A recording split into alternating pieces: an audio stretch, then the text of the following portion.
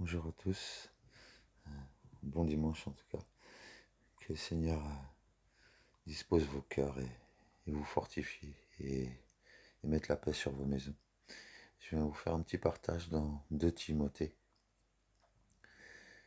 et ça sera le chapitre 2 de 2 Timothée,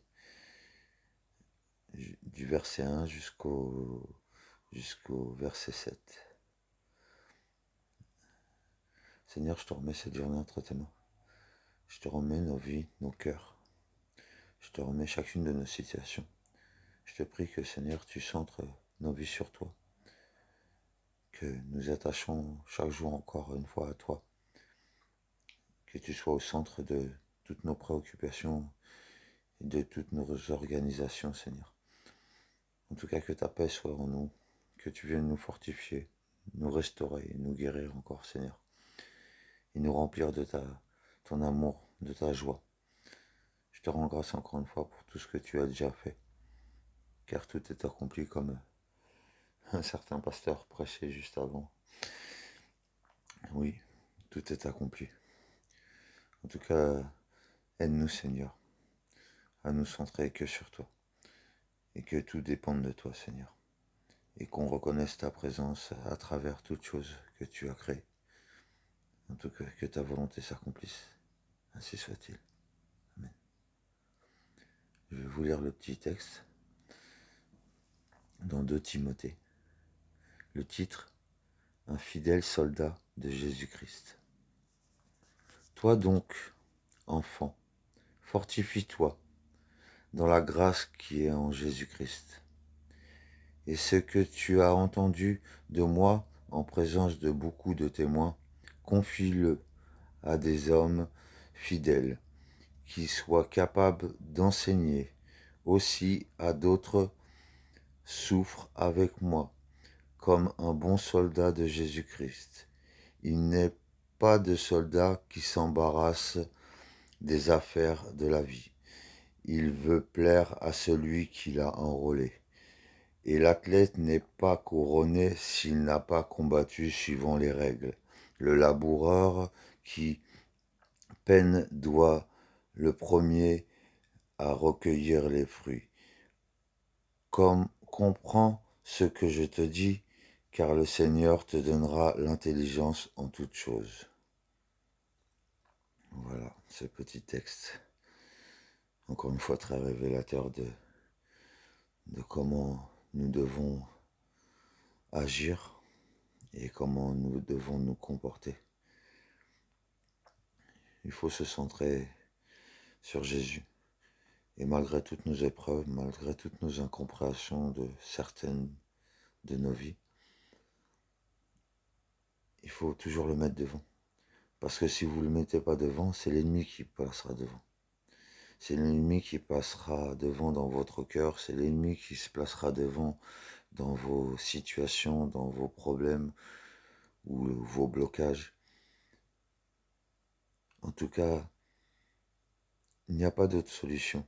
Ce monde est perverti par le mal et il n'y a que les valeurs et l'amour de Jésus-Christ qui peut nous aider. En tout cas, dans ce texte, il est bien expliqué qu'un soldat ne s'embarrasse pas des choses de la vie. C'est très révélateur, ça aussi. Bien sûr, nous avons tous nos situations, nos loyers à payer, nos travails à assumer, nos situations diverses à gérer. Mais c'est en plaçant Jésus devant. C'est en plaçant Jésus.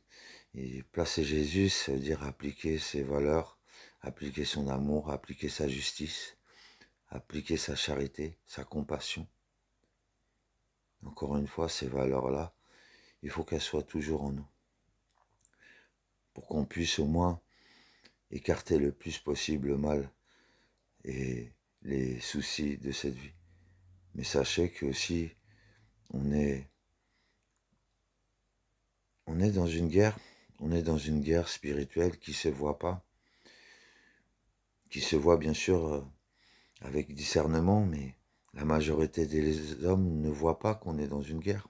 On est réellement dans une guerre où le monde sur lequel nous vivons combat pas pour le bien, combat pas pour l'esprit de famille. Vous le voyez bien, toutes les perversions, l'homosexualité, les, les diverses, euh, comment ils appellent ça, théo- théories du genre. Enfin, on est dans un monde où toutes les vraies valeurs que Jésus nous a enseignées ont été perverties. Donc c'est à nous de les placer. Malgré que tous nos problèmes, toute notre dureté de vie soit là, il faut qu'on place Jésus devant. Il apaisera nos cœurs, il nous tranquillisera.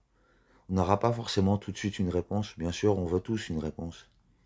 Mais la vérité, c'est que si on n'applique pas déjà ces valeurs de paix, de tranquillité, on ne pourra pas être tranquille.